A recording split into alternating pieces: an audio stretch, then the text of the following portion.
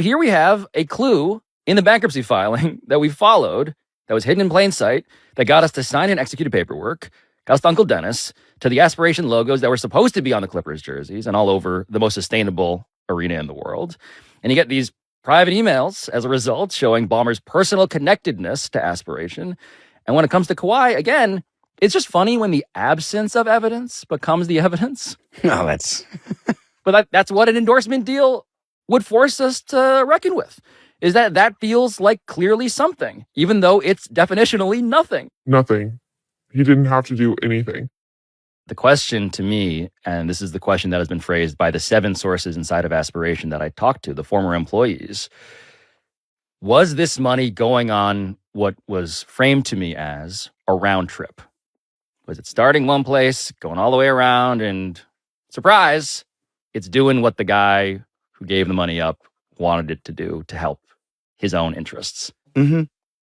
And so this all raises this second related question, which is the more serious and vast question in the real world, right? Because this question is the one that the DOJ and the FBI and the CFTC and SEC, which are all, again, looking into this deeply broken company, are thinking.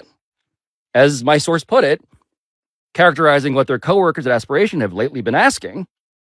Why is Steve Ballmer backing a huge historic raise for Aspiration? Like, why?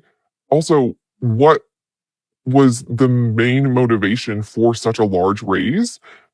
Because from inside Aspiration, we see like the glitz and the glam of the celebrities that are posting, but from the finance side, accounts receivable were wild. Like the actual amount of money that needed to be coming in order for our revenue to count towards real revenue was astronomical in comparison to what was actually being received.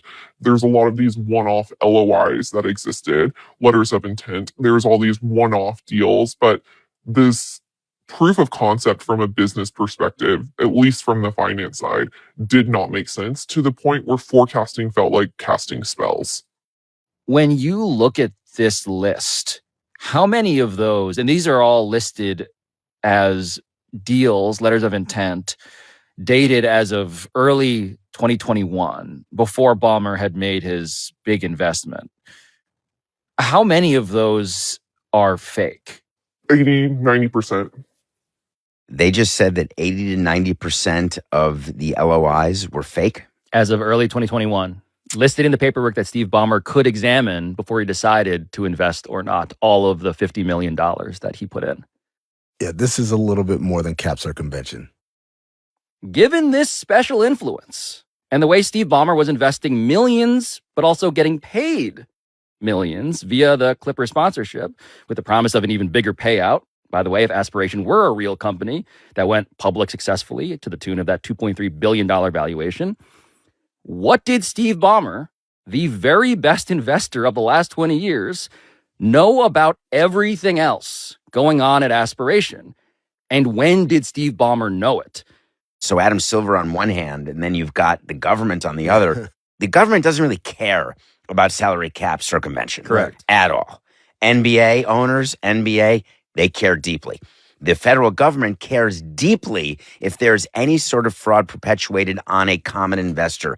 And that is a question that the NBA and the federal government would both have some curiosity about.